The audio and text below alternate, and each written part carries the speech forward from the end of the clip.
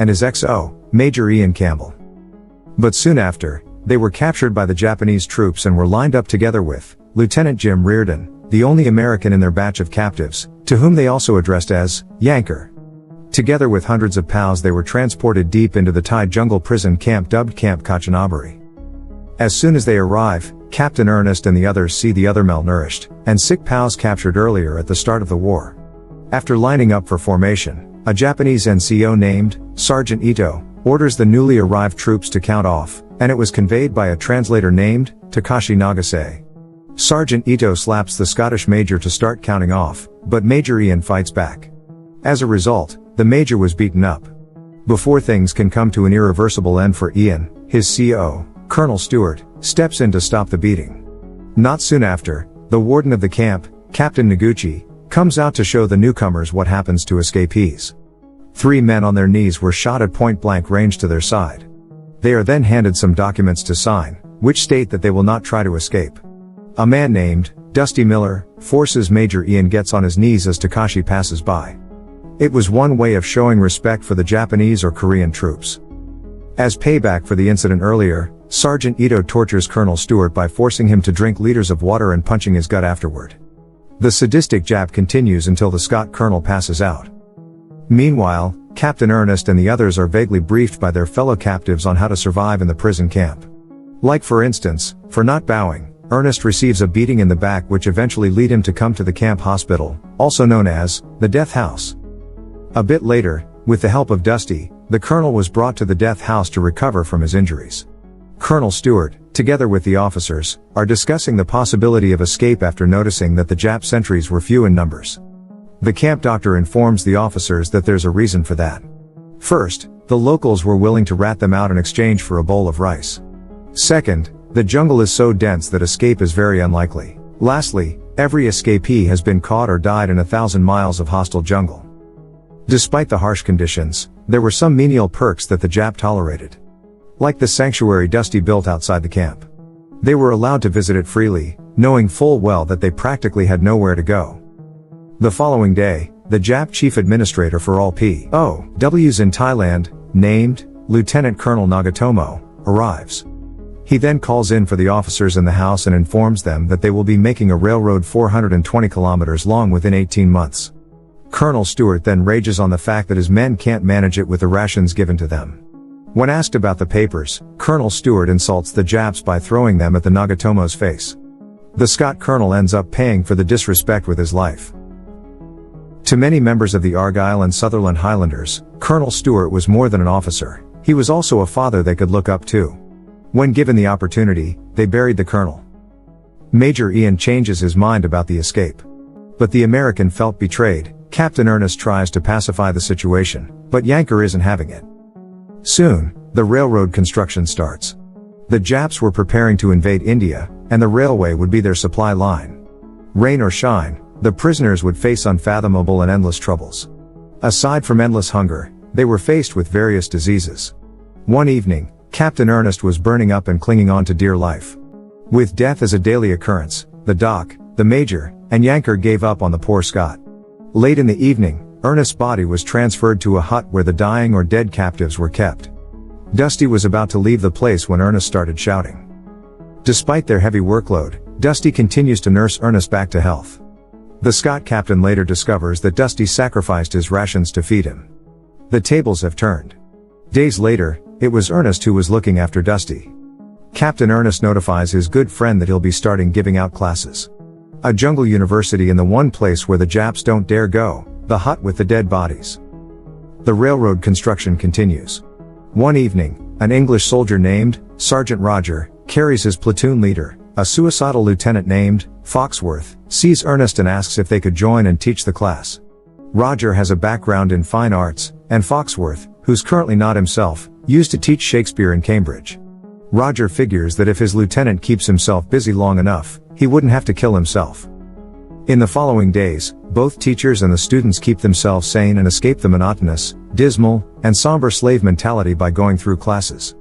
It gave them a tingle sensation of hope that could distract them from harsh realities.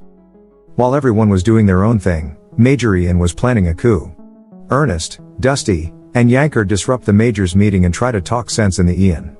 Even if they did become successful in taking on the guards and retrieving their guns, they still had nowhere to go. On top of that, they still have to face a whole Jap regiment, 1,000 man strong, armed to the very teeth. One evening, Ian reports to the Japanese guards of Yanker's illegal activities.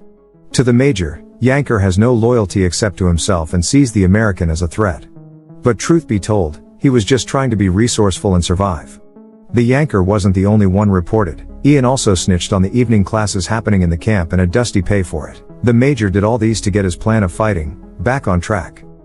Despite the crackdown, Ernest, Dusty, and the others continue working diligently with their belief of staying complacent and turning the other cheek. The Japs were taking notice of their good behavior, but for the Major, it was eating him out. The prisoners' hard work didn't go unnoticed. Captain Noguchi gives back the books and rewards them with different kinds of goods. Later that evening, Yanker was eventually set free after being bound to the ground for days on end. Ernest narrates that Yanker changed and wasn't talking as much. For the following days, the captives had it good. Classes were being held in the open, they were allowed to do a play, and coincidentally, for the first time in a long time, they had meat. One morning, while the prisoners were playing against the guards in football, Ernest had a brief conversation with Takashi. The Scot learned that Takashi was educated in Cambridge but was classified as low physical fitness, hence, he was assigned to a prison camp. For a Jap soldier, that was more like a punishment. But Sergeant Ito's case was different. He took the fall after most of his squadmates died. For the Bushido Code, it's an honor to be punished in place of one's superior. Despite the better treatment, Ernest and many others were still pals. They were forced to do manual labor and starved by the Japanese army. The railroad was finished in October of 1943, 6 months ahead of schedule. After the opening ceremony for the tracks, the prisoners are information and were informed that a couple dozens of captives would be transferred to another camp. It hindered the Major's plan since half were his men. Minutes later, a Jap reports to Sergeant Ito that one shovel was missing. The Japanese sergeant then has Takashi translate that the whole company will suffer if no one steps forward and tells where the missing shovel is. Yanker steps forward, and Ito starts beating him up to a pulp. The incident left Yanker paralyzed from the waist down. Before it could turn horrible, another Jap soldier confirmed that it was a simple miscount and no shovel was missing. It was graduation night, all the Japs were invited to attend the improvised ceremony. Knowing full well that all eyes will be on the rites and the play, Major Ian and 5 of his men take the opportunity to set their plan in motion. They kill 2 guards and break into the armory. They manage to get hold of the guns, but there wasn't any ammo. Suddenly, they hear B-24s passing by. The prisoners cheer up, knowing that with Allies planes overhead, the war was turning. But amidst the celebration, Sergeant Ito spots the dead guard and apprehends Major Ian and his co-conspirators. The plan foils, and the very next day, every POW were mandated to stand at attention as they witnessed Major Ian and his men's execution. One of the Scots stood up and started walking. He didn't make it far and was shot in the back. Not soon after, everyone except Major Ian was shot dead. Sergeant Ito then pulls out his katana, but before he can execute Ian, Dusty steps forward and takes the blame. Afterward, Sergeant Ito orders Dusty to be taken to the cemetery and have Major Ian set free. The Major starts sobbing and can't think straight after losing his men. Meanwhile, Ito nails Dusty to the cross prepared outside the camp. The Japs then stood up the cross for everyone to see. This will serve as a warning for those who have any plans to fight back and disobey their Jap captors. Captain Ernest and many of the prisoners are left speechless. Not one could utter a word. Sergeant Ito, on the other hand, for whatever reason, starts tearing up. He might have been brutal with the punishment but respected the fact that Dusty sacrificed himself for Major Ian. After the crucifixion, many of the POWs lost hope. The courage and the will to survive that they've gathered throughout the years of being enslaved were crumbling into even deep despair. They all felt that God was playing a cruel joke on them. They've buried the hero, and everyone attended. Subsequently, days passed as usual. The POWs were instructed to gather information because of an announcement. But before Takashi could finish what he had to say, B-24 engines were roaring in the background. Everyone looked up. The captives thought that their deliverance had finally come, that they'll be free from Japanese hands, but boy were they wrong. Their own allies thought they were the enemy and started carpet bombing the whole area. Everyone scrambles, looking for cover. Captain Ernest helps Yanker up from his wheelchair in search of safety. Sergeant Ito and the other Jap camp guards tried to pump water into buckets and stop the fire from spreading. On the other hand, Ernest runs over his fellow countryman, who got his leg obliterated. The dying man exclaims that he almost made it but is about to be killed by his own side. While the bombing was going on, Captain Noguchi radios his superiors and reports the situation. It was total chaos. Jap or not Jap, everyone was ducking for cover. After the B-24 bombardment run, some Japanese soldiers from the nearby camps arrive in hopes of getting help, but Sergeant Ito turns them away. Things were getting awkward as the Jap truck's engine wasn't coming to life. Despite Major Ian's order, Captain Ernest goes to help the injured Japs, stating that they're still human beings. At first, some of the pals were hesitant, but they soon followed Ernest's lead. While everyone's distracted, Captain Noguchi uses the opportunity to escape from the dense forest. The camp was relatively quiet that day. The pals were left alone by their captors. Later, a plane flies overhead and drops notes addressing all prisoners of war. It states that the Japanese army surrendered unconditionally, finally ending the war. After years of hardship, the troops were able to smile again. Their long suffering is finally over.